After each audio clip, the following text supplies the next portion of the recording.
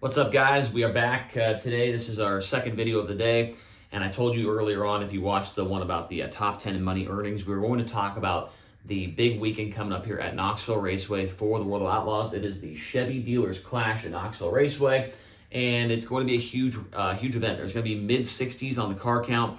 All the best guys will be there. A lot of the, obviously you're going to have all of the World of Outlaws full-timers. You're going to have a lot of the high-limit full-timers. From what I could tell, looks like only about maybe 3 or 4 of the high-limit guys will not be showing up to this race, but a majority of them will. I believe almost every guy, I think every guy in the top 10 in points for high-limit will be there. And so this is going to be the real first test, I guess you could say, for that little rivalry between the Outlaws and high-limit. We have had some, mini rivalry, showdowns so far. We had that one just last week or a few nights ago at Eagle Raceway. We had one with Buddy Kofoid earlier this year at Kokomo. But we haven't had it to where both factions are really both going head to head here, right? Where almost every single one of their drivers from either side are going to the same race. And this is probably the closest we'll get between, before we get to the Knoxville Nationals and the Kings Royal, right? So this is going to be a really, really big deal. Both drivers on both sides, I feel like, really want to beat each other a lot. And then I did have a commenter on the last time I did this between, the Eagle Raceway one. He was talking about, we should talk about some guys that are the invaders, right? A third column for the invaders. And so I do have that for the Knoxville regulars. And so we have 3 columns. And what we're going to be doing is looking at the top 5 guys from each, faction. And in my opinion, which one I think has the best chance to win. So basically, the guy on the top here for either side, in my opinion, has the best shot to win for that faction. And then it goes down throughout the top 5 in each one. So we're going to start on the left side with the Outlaws. And I have said this in other videos, but if you have not watched, I am getting a magnet. They're going to be here on Saturday. So my magnets for the Outlaw guys will be here on Saturday, and then I won't have to write them anymore. I'll be able to just stick it on the board. So right now on the board, we've got 2023 results from this race last year in June, the 2-day show they always have in Knoxville in June. And then I have their results from Saturday night at the Knoxville Nationals last year as well. I want to clarify this as well, there was supposed to be a 2-day show earlier this year at Knoxville for the Outlaws, and that one did not make it. It got rained out. And so this is the first time for almost everybody on these two sides right here going to Knoxville this year. So let's jump into it. The first guy I think has the best chance to win this race this weekend for the World of Outlaws. He's been absolutely on fire here recently. It is Carson Macedo. So Carson Macedo in the 41, his finishes at June Knoxville last year, a 24th, a 5th, and then he ran 5th in the Knoxville Nationals in August. Now, he has been incredible the last couple of weeks here, last month or so. 18 top 5 finishes in a row. That's 17 with the Outlaws, and then he got one with high limit at Eagle Raceway the other night. A 2.5 average finish in the last 10 races. Carson Macedo been absolutely fantastic here, and he's been very good at Knoxville in the past. So I think right now with all the momentum on his side, I think he's the guy to beat for the Outlaws coming into this weekend. Now, second guy on their list, he did win one of these races last year in Knoxville, June. He was 10th in the other one, and he finished 2nd at the Nationals last year. A 5.6 average finish at Knoxville since 2021. Been very good there at that half mile. And it is David Gravel in car number 2. So Gravel, I feel like their speed has just been a little bit off from where it was at the beginning and the middle stages of the season. They have not been as dominant as of lately. He's already, he's already got 8 wins with the Outlaws right now. But over the course of the last, 5 or 6 races, I feel like they just really haven't been as dominant as they have been recently. So I got Carson Macedo just a little bit ahead of David Gravel, but Gravel's always good at Knoxville, so I would not be surprised at all to see him, get the win.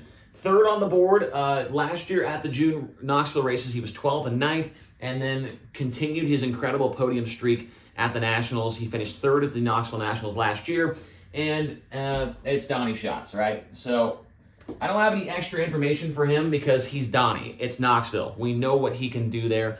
11 Knoxville Nationals, blah, blah, blah. He's the best probably of all time there in the last 2 decades for sure. And we know that he's going to be running up front there at some point during the weekend, even when there's going to be 65 cars showing up, all the best guys. Donnie Schatz, you can never count him out when it comes to Knoxville Raceway. Now, the 4th guy on the list did not have very good finishes really at all at Knoxville last year. 25th, 15th at the 2 June races, and then he was 10th at the Nationals last year. But this year he has had 2 wins on half-mile racetracks, one at Volusia, one at Eldora, and then he has 3 wins in the last 5 starts against the Outlaws. He's been very good here recently as well, and that is Sheldon Hodenshield. So Sheldon, we've seen him have really, really good speed in the past at Knoxville. Obviously, last year, didn't really have it quite there. I don't know what happened on this first night. I can't remember everything that happens, but he was 25th. Maybe he was up front and had some issue. I can't remember. But Sheldon, just in the recency, that recency bias I talk about in these videos, he's probably been the fastest raw speed of any guy on the Outlaw Tour. He has the best speed in the car right now. But just because of his results from here in the past, the last couple of years, I have him down in that 4th spot, but I would not be shocked at all if he went out there and won one of these nights over there at the Chevy Dealers Clash. Now, the guy 5th on the Outlaw side of things, he has been very good here over the last 3 races that he's ran. Both June races, he was 7th and 7th, and he was 4th at the Nationals. And then get this, 7 half-mile races this year for the Outlaws, and he's been in the top 5 in 6 of them. The other race, he was 7th. So, Gio Scelzi, he has been very, very good. And Knoxville is a very important racetrack for this team. A lot of the sponsors on that car are right there in that Knoxville area. A lot of them will be at the track this weekend. And Gio Scelzi, he's become a driver that is just so solid. You know that he's going to be in the top 10 every night. Doesn't matter what track it is. As long as nothing breaks on the car, he is one of the most consistent drivers on the Outlaw Tour. And he's got 2 wins this year. And we just talked about how good he's been on half miles this year. So Gio Scelzi, number 5 on my list. I had a hard time putting him 5th. I kind of wanted to put him a little bit higher, but I'm going to keep him at 5th and then probably cry about it later. Now, moving on to the high limit racing side of things. And this might be a little controversial, right? But I'm going to put this guy at P1 for high limit. You could tell me I'm dumb. You could tell me I suck, whatever. But he did not race the June race last year. He will be there this year. And then he obviously won the Nationals in 2023. And he has 2 4-10 wins in a row coming into this weekend. And I'm going to put Kyle Larson on the board. I know he's not full-time with the high limit racing. He's full-time in the midweek series. But, I mean, I feel like it's hard to not say that he's an invader, right? Because he has ran every race this year he's ran in a sprint car has been with the high limit series, besides that one night when high limit rained out and he went to Jacksonville, finished 2nd there. And obviously Kyle Larson, co-owner of the series, I'm going to put him on the high limit racing side of things as number 1 guy to beat this weekend. Obviously won Nationals last year. He's won it before as well. So I got him at P1. He's been on a heater recently. They've been really fast. They figured out the issues with the car or the issues with the driver. I don't know what it was, but Kyle Larson P1 for high limit. And then P2 for high limit. Last year he was 13th and 2nd at the 2 nights at June. And then he was 7th at the Knoxville Nationals. He has 2 half-mile wins this year, one of them coming at Utica Rome, the other one just last week at Lakeside Speedway in Missouri, and that is going to be Rico Abreu. So Rico, he's got the crew chief, Ricky Warner, on the car, and Ricky won so many races with Donnie Schatz at Knoxville. We know that this team is potent, and it looks like they've got the speed back in that car. They struggled at the beginning of the year. They're coming on strong now. Was going to be either in victory lane or on the podium the other night at Eagle before having a tire go down. And so Rico right now is very, very fast, maybe one of the best guys with high limit right now. And I've got him at P2. P3, he got a win earlier this year at Volusia on a half mile with the Outlaws. His races last year at June and the Nationals, 6th, 3rd, and 6th. And he's got 6 top 5 finishes in a row coming into this race. And that is Brad Sweet. So Sweet, we know how badly he wants to beat the Outlaws going. I mean, I feel like both these guys, Rico and Brad, have really expressed how much they want to beat the Outlaws when these big races come around, and they are going to be driving really hard. They're going to have a chip on their shoulder and show that, high limit racing, they're going to be trying to prove that that side of things is better than the Outlaws, right? I mean, that's kind of been the whole thing all year long, and this is the real first test, I would say, between those two guys. So Brad Sweet, keep an eye on him. He's always going to be in the top 10. It's impossible for him to not be, but I will say, on that note, he did run 18th earlier this year at Port Royal on a half mile, but that's a different half mile, right? Knoxville and Port Royal, completely different style of racing, but I did want to keep that in mind. So Brad Sweet, 3rd on the high limit racing side of things.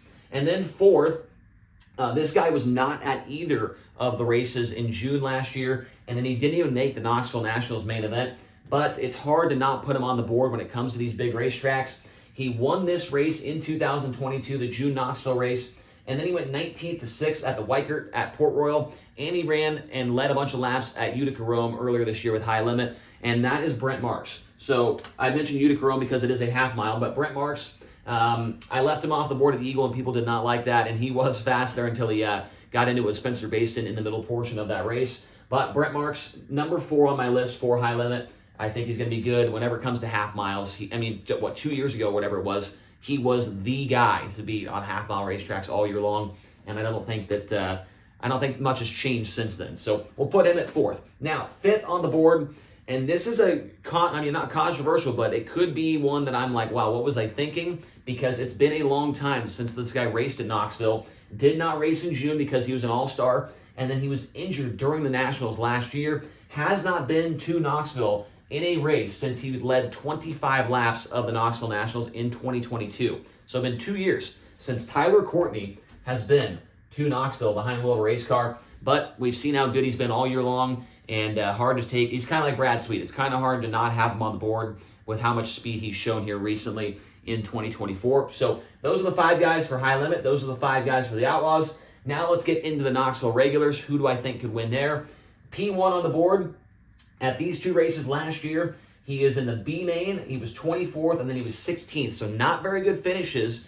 But this year at Knoxville, 6 starts, 6 top 10s, and 4 podium finishes for the number 87 of Aaron Reitzel. So Reitzel's got some wins in the 360. He's got a win in the 410. He's ran every single race this year at Knoxville. And I think that he's going to be maybe the guy to beat when it comes to the regulars this year.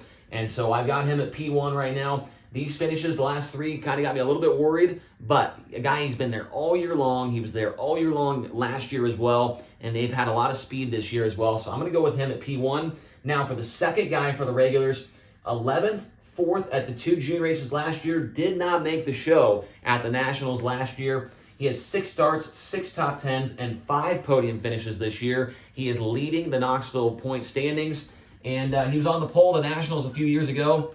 It's Austin McCarl. So Austin McCarl been fantastic this year at Knoxville. Been really, really solid. Obviously leading the points and doing everything he needs to do to, run up front every single night. And I think that if it's going to be one of the regulars kind of up front here, it's going to be between these 2 guys and maybe this guy. I have a wild card right here, but maybe this guy right here as well.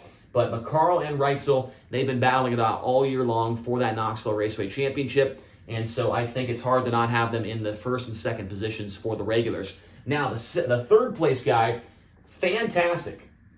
The last couple races there in June, he was 2nd, and he won the 2nd night. And then he was 14th after having to come out of the B main at the Nationals the next race.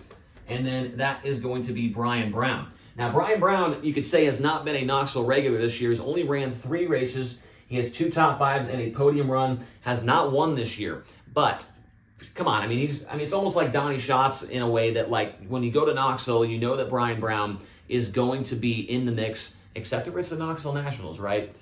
And you can hate me for saying that, but the Nationals have definitely had his number here over the last 10 years or so. But Brian Brown, he's one of the best at Knoxville Raceway, and you cannot not have him up there in the top 5. I know he's not a regular, has not ran every single race, but I've got him on there anyways.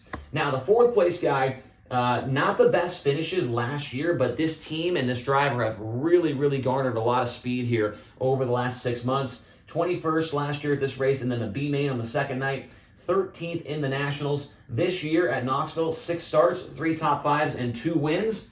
And that is Chase Randall. So Chase Randall was looking to have another solid run the other Saturday night before he got upside down and had that big wreck and caught on fire. But he's maybe been the guy with the most raw speed this year over at Knoxville Raceway with those 2 wins. I think he's also got a 360 win, if I'm not mistaken, in there as well. And so Chase Randall, I've got him as kind of a wild card, I guess, to upset the Outlaws. But this year with high limit, he ran 3rd at I-70, another half-mile racetrack. And he's been solid against the Outlaws whenever he shows up with them, too. So Chase Randall at number 4 for the Knoxville regulars. And the next guy, I'm not sure if you can count him as a Knoxville regular either, but I think you actually can. Last year at this race, he was 16th, and then he was in the B main. And then he was 9th at the Knoxville Nationals. This year, 4 starts at Knoxville, 2 of those in the top 5. And his last 4 finishes in a 410 between Huset's, Knoxville, and the Highland race at Eagle. 2nd, 3rd, and 5th. He's been really, really good here recently. And that is going to be Kerry Madsen. So Kerry Madsen, the former Knoxville Raceway champion. He's been very, very good there in the past. Has had a lot of close calls at the Nationals. And I feel like this team has really gotten going here recently. Kerry seems to be really happy with how things are going. They've ran really well the last couple of weeks. They ran second a few times at Knoxville this year. And I think that they could also be a wild card, just like Chase Randall there, to maybe upset or be up there on the podium as well. So that's my 5 guys from Knoxville. There's my 5 from Highland Racing, and there is my 5 from the World of Outlaws. So hopefully this gives you a little taste as to who we could maybe see up front. Coming into the Chevy Dealers Clash at Knoxville Raceway, going to be 60-ish cars showing up. It's going to be absolutely bonkers. Do not want to miss this one. You can watch it on Dirt Vision. Hopefully there'll be a lot of people in the stands there as well watching the race. And that's all we've got here from this video. Thank you guys so much for watching. Make sure to hit subscribe, hit the like button. If you have a guess as to who's going to win one of these races, comment down below, let me know. And we'll see you guys again here very soon. Thanks.